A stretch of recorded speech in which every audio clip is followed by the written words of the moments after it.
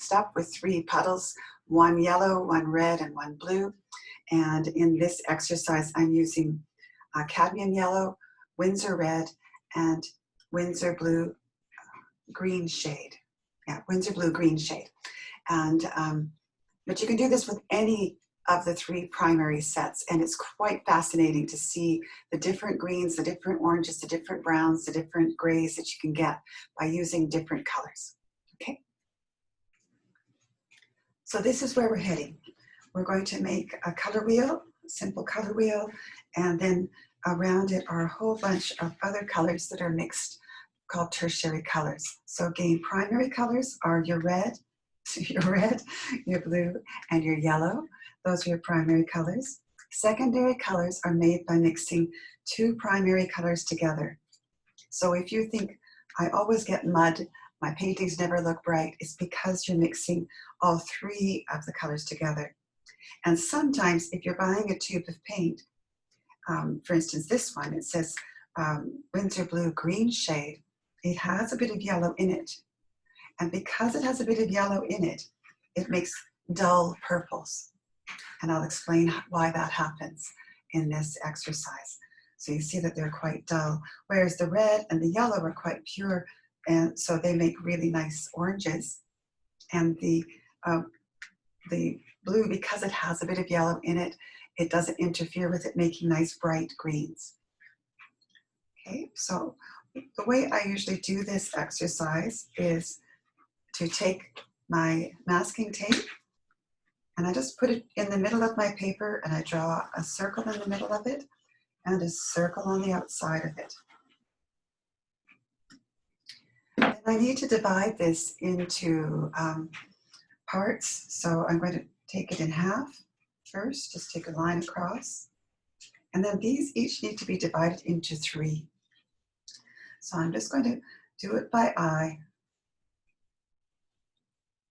And once I've got that line, I can bring it across to there. This one can come across to here. So I've got 6 spots. That's probably the hardest part of this exercise, is making sure you've got those 6 areas. I'm just going to bring this in a little bit more and see if I can focus it. There you go. Well, I guess that's as good as we get. So what I'm going to ask you to do now is to number these. So I'm going to number this number 1, and this is number 2. 1, 2, 1, and 2, all the way around. The 2s, we'll divide those into 3 again. So just use your eye. It's just a sort of, it's an exercise. Well, except that if you really don't like a line you've done, you have my permission to erase it. If you've remembered to bring an eraser, which I haven't. I'll do that later. Put a line there and a line there. So then when we come in, we can put in our primary colors in the ones that are numbered 1, and secondary colors in the ones that are numbered 2. Now the nice thing about this is that 1 plus 1 equals 2. So 1 primary plus another primary equals a secondary. And that's just a nice way to remember how that works. Okay. So as I mentioned at the beginning, have your puddles ready, have your colors tested so you know that you've got a nice, rich puddle of color ready to go. And then you can just come in and put that color in here. I'm going to try to just not even go on my pencil. It's a good exercise for using your paintbrush, and also then you can erase those pencil lines later on, and it just makes your exercise look nicer. But sometimes you want to put this up on the wall in your studio so that you can see it later on. Rinse my brush. Dry my brush. Make sure there's no paint left on it. Go into the next color. And it doesn't matter which one. You've only got 3 spots. So wherever you put these down, everything else will have to work within what you've put down. And it's no more difficult if I was to put blue down here than it is if I put red. So I haven't taped my paper down, and that's because it's really nice to be able to turn it so that your hand can make this lovely curve. So my hand is anchored onto the table a little bit, and then my fingers can help pivot on my wrist to make that curve. Your brush and dry your brush. I'm going to turn this again. Put my blue in down here. It's quite a rich blue. And you see how it's quite wet? So remember that first video where we're putting on nice and wet so that the paint will flow? It wants to go flat. Water always wants to go flat. So now, because, I'm just going to move you away. Because this is wet and this is wet, I'm actually going to raise my hand up a bit so that I can bring my brush down at an angle and not get into either of those areas that are wet. If this is difficult for you to do this with your hand, then just wait for it to dry. And then I can get that line nice and clean. There it goes. If you've got extra, just take it off, put it in your water or on your paper towel. So I'm going to go and dry this now and come back. Okay, I'm back and this is dry. I can touch it everywhere. No paint comes off. And so I'm going to now do the yellow and the red and mix these secondary colors. Bring my palette over here so you can see what I'm doing. And I'm going to move you away a little bit. There it goes. So once I've got these puddles here, these are my reservoirs. I don't want to get them mixed up, put any other colors in those reservoirs. I want to keep those reservoirs clean. So I'll clean my brush, dry my brush, take some of this yellow over here. Normally I would put it in the small ones, but you can't see them, so I'm going to do it in the larger ones and it'll work just as well. And I'm going to take some of the red out too. Notice that I stir these each time I go in. It's a good habit to get into because they will dry out quite quickly in a hot room. And the paint settles to the bottom. So I'm going to move this off and bring the paper back. So now on here, I have, oh, maybe I better not do that quite yet. Put this over here. Can you see both? Oh, there we go, we'll do that. So I have yellow and red. So I want to make an orange that is more yellow than red and put it in here. So I've got my little puddle of yellow ready to go. If I just sneak in here, I don't have to wash my brush because I'm not going into my reservoir. So I'm just going to go in here and grab a little bit of red and mix that in. And you see how quickly that red shifts that yellow to an orange. I didn't put much in, but it shifts it quite quickly. Take some of that paint off my brush. So just knocking it at the edge. And then I'll come up here and paint this in. Put this orange in here. Your orange might be a little different than mine. That's just fine. And if you put your orange down and you think, oh, that is just too dark, just go ahead and put some yellow onto it and then lift off the excess. Rinse my brush and dry my brush just because it's a habit I have. I'm going to grab some more red. Quite a bit more this time. I'm going to try and head for the middle range and stir that in. I want it to be different from that one, but not so dark that it looks red. And I'm quite happy with that. So take some of that paint off your brush so it's not puddling, and then come up here and paint that square.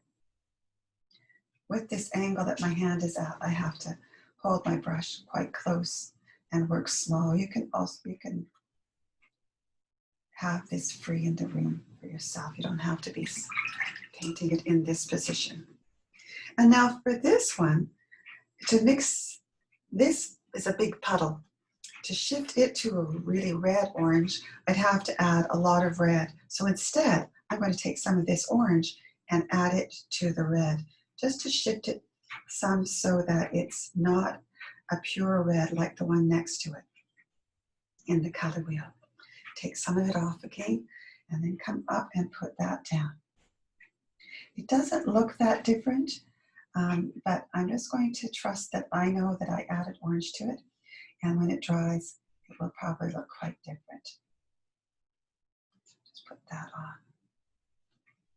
I'm going And do that for the other colors as well. So now red and blue are there. Put that there. Let's see if I can make it so you can see it without me getting the other part wet. Okay, so red and blue. And so this is no longer red, this is now orange. So I can just pick it up and move it over here. So I'm not wasting that color. I'm just going to move it over. So putting some pressure on my brush to sort of, and then when I lift my brush up, it picks up the paint. Rinse my brush off. And to clean this out, just go in and just dry it out. I'm going to ask you to save the orange because it's useful for the next one where we're doing the tertiaries. So I move some red down. Move some blue down.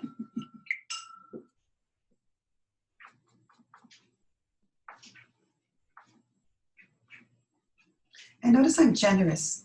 If you're not generous with your colors, they will shift really, really quickly. So because you're learning how to do this, just allow yourself to use some pigment. You've paid for it, it's yours, you can just go ahead and use it. Just take a little bit of blue. So I just touched my brush in there, it didn't take very much. And I'm going to mix that into my red puddle. And you see how quickly that changes it. It moves it from a clean red into a purple red. I realize I'm stirring it, I'm still getting more off. So I'm actually going to take that blue off and put it in my water, dry my brush, and then come back in and stir because I didn't want my red to get any bluer than it was. Take that and put it up here.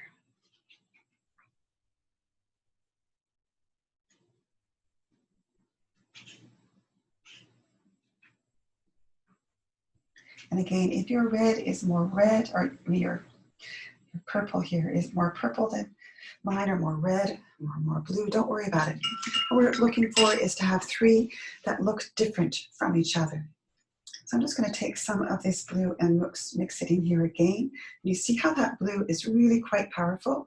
It didn't take a lot to shift that a long way. I'm just going to just take some of it off and put it into this little square here.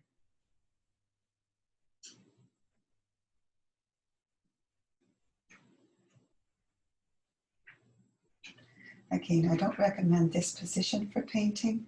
You can have this in front of you. I'm just doing this for the camera. Rinse your brush, dry your brush. And again, if I was to try and move this in to make this the next tone, I would have to go a long way. And because the blue is so powerful, I'm actually going to do another thing. I'm going to take some of this blue and move it down here. You can still see, you can't see that one. You can see this one. Put some blue in there. And then I'm just going to take a little bit of this purple and mix it together. And maybe just a bit more of it. Stir it up. And it gets almost a gray color. So take some of it off and then go ahead and put it up here. So you can see it's not as bright blue as the other one. But it is, has got some gray in it. Actually, I'm not thinking it's not far enough. So I'll show you now what to do if you feel that that's too blue. Just go into your palette, take some of that purple that was in that one, and just mix it right on the paper. That's great, that dulls it down nicely. And if you do that, you're going to have a lot of paint on here. So dry your brush on your paper towel, and then come back, and then ever so gently just lift some of that paint off, and then it will dry nice and flat for you. Rinse your brush, dry your brush, and get ready to do the next color. So I went and dried the color wheel and turned it around so that we can access the ones between the blue and the yellow. So I've got my blue puddle here, which I didn't contaminate with any red, and I've got some yellow here. So bring this other yellow over. Here it goes. And now, got a hair on there. Take it off. I'm going to just take a tiny bit of this blue, tiny bit, hardly any. and mix that in. See how that shifts that to a nice yellow green. And so I will put that right here. And you're probably noticing that the color that it looks like in the palette and the color that it looks like on the paper are going to be slightly different. As in the palette there, it's a puddle, and on the paper it's a thin layer. So I'm going to grab a bit more of this, put that in there. So I've got a nice middle green here. Put that over here.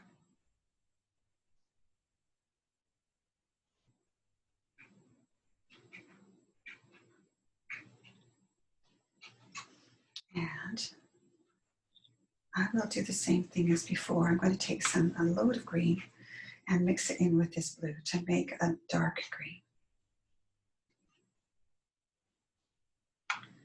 Okay, because I had quite a bit of that. That will go into here.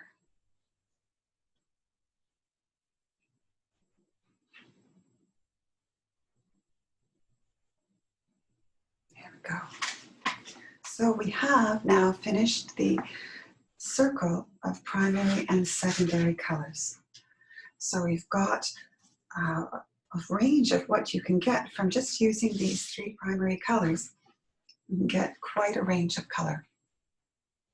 So I'm going to pause again and get ready to show you how to do the tertiary colors, mixed by mixing together complementary colors, and I'll explain those terms.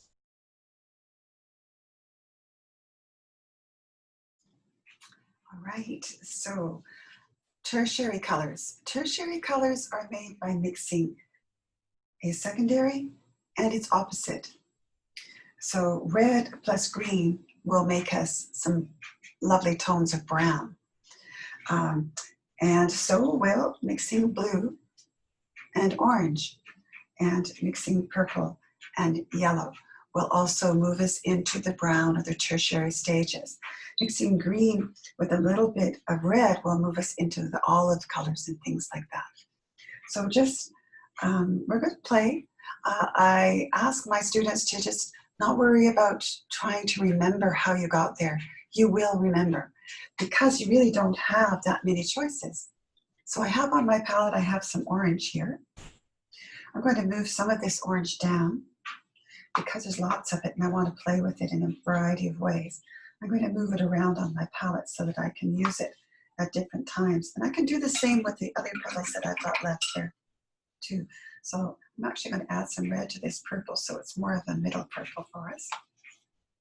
Move some of it into here and move some of it into here. And then I can do the same with the green. So I'm going to add a bit more yellow to that as well. And move it down here as well. And I've got 2 greens already, so I think that's enough green. Rinse your brush and dry your brush. When your water gets to be the color of a good cup of tea, you need to change it. So I find that if I have to go and blow things dry or something, I will go and I will get clean water at the same time. So if I want to bring some, I'm going to bring some yellow down here as well, so that I can not have to go into my reservoir. And that way I can muck about without having to wash my brush every time. I just bring some of the pure colors out of my reservoir and bring them down into here. There we go. So I'm set up now to do quite a bit of color play. Some blue left on my brush. Just going to take that off. So notice when I'm cleaning my brush, I never grab it with a paper towel and squeeze it like this because that will break the bristles. So just rinse your brush and then move it onto paper towel like this so that you're stroking in that direction. It comes back to a nice point. Where are I? There we are. It comes back to a nice point and you haven't damaged anything. So I have my orange. Orange's opposite on the color wheel is blue. So if I take a tiny bit of blue from here, tiny bit of blue, and mix that with my orange, you can see that it dulls my orange right down. And I can just put that on here somewhere. Stir it up so that you get the blue off so it doesn't streak. Blue is pretty powerful stuff. Move that, and I'll just put a little square of it here. You see how it's quite a lovely brown. I take a little bit more, and notice I didn't wash my brush because I'm going to muck about now. Take a bit more and just add a bit more of that blue to this. You see how it moves it into a shade darker. Take that and put that on as well. Don't worry about how you got here because you really don't have too many choices. I've got a lot of paint on my brush, so I'm going to actually dry it off. And then when I come here and grab the blue, it will work better as a vacuum. All of these colors that you're going to mix are made by using the 3 colors that you've got on your palette, the 3 primary colors. So when you go back later on and you think, how did I get there? Look at this one. This one on the wheel is probably closest to this one. So I know it has blue and red in it, but it's duller. So I know it has a tiny bit of yellow in it as well. And so you can learn your way around later on. So that was going across from orange across to blue. So if I have my blue here and I want to add orange to it, let's see what happens then. So I'm going to take this orange that's here. Oh no, that's red. That's not orange. I remember what my colors are. This is the one that's orange. I'm going to actually shift it a bit further into the orange range so I don't get mixed up. There it goes. Take some of it off, mix that with this little puddle of blue, and see what happens. This is where you get those nice aquamarine colors. And as you're doing this too, you can say, that looks nice, but what does it look like it is diluted? So I just put my brush in water and don't clean it off very well. And then I can put a diluted one there. You see how it has a bit of a nice little bit of greeny color in there. It's quite pretty. Dry your brush if you put it in the water. Grab some more orange and move that into the blue again. The more color you grab, the faster it shifts. There we go. It's quite pretty as well. Take some of that off so it's not so dark.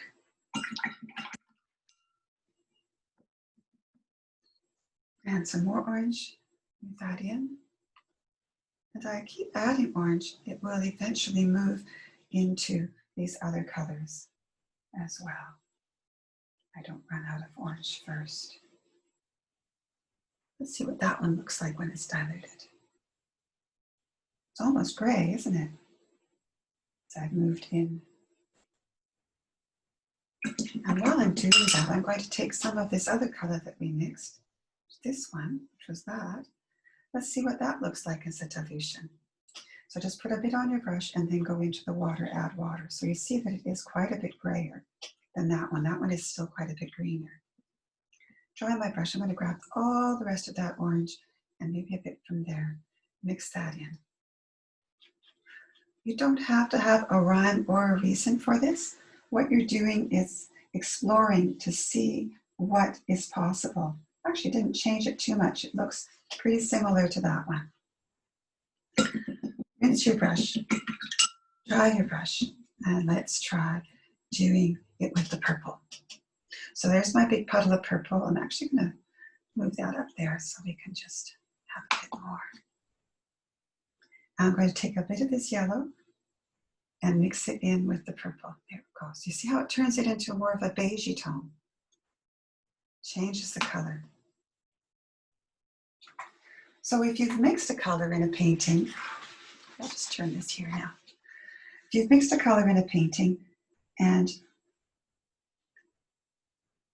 you don't know what colors it was mixed with, you can see by looking at your secondary color wheel which one it's closest to.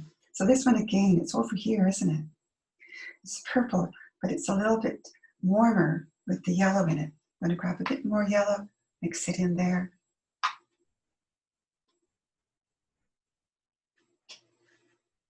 See how it moves. And then this time I'm just going to mix this up. Because if I add more to that purple, it's not going to shift it. It's too big a bunch. There we go.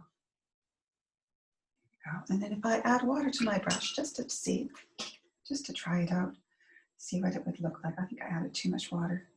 So I'll put some color on there. There it goes. So it's a lovely, soft, gray brown tone. And you can keep playing with this until you've used up all of your color. So I have red here, and I have some green in there. So I have two greens. I've got a light green and a dark green. So let's see what happens if I add a little bit of red to the light green. Let's see what happens there. So it dulls it down to a lovely olive green. That will work really well for some things. Rinse my brush and dry my brush because I'm going to come into the red again and mix it with the darker green and see what happens. So you see it changes it into a very different color of green. So the choices you have are the kinds of greens that you can make are pretty much innumerable. Now I'm just going to grab some more red and put it in here again. And as you stir it up, so you'll notice I'm stirring the whole thing, so I've got lots of paint. If you, again, when we talked about setting up your color palette earlier in this series, I suggested if you do a little spot like this, you can't really see what you've got. So spread it out. You could do a spot like that if you wanted to, and then spread it out with water to see what you've got. That's fun as well. But spread it out so you can see what happens with that color when it's mixed. So a bit more red, quite a bit more red. I'm going to put it into here, and you see how it shifts that green towards a brown.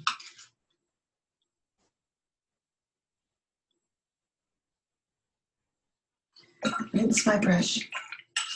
See, I noticed that I got a little bit of blue splashed in there, so I'm just going to scoop that up and mix that in with the brown, or with the what used to be green, which is now brown, and put that on there.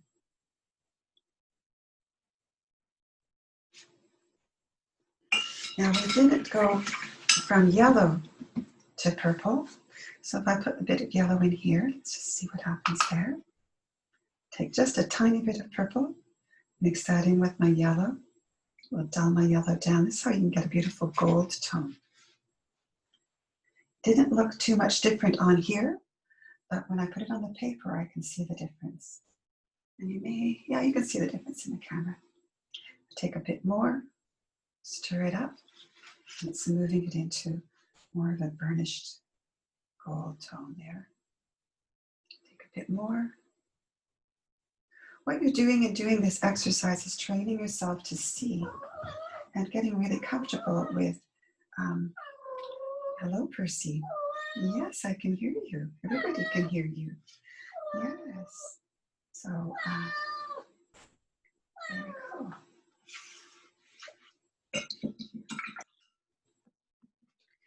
And I would say just keep on going and see what you can accomplish. I will finish this off and show you at the end. Used up all the available space on here to create a variety of different colors that are all tertiary colors. So all of these colors have the three primaries in them in different amounts. So this blue that's here, you can see has very little orange in it.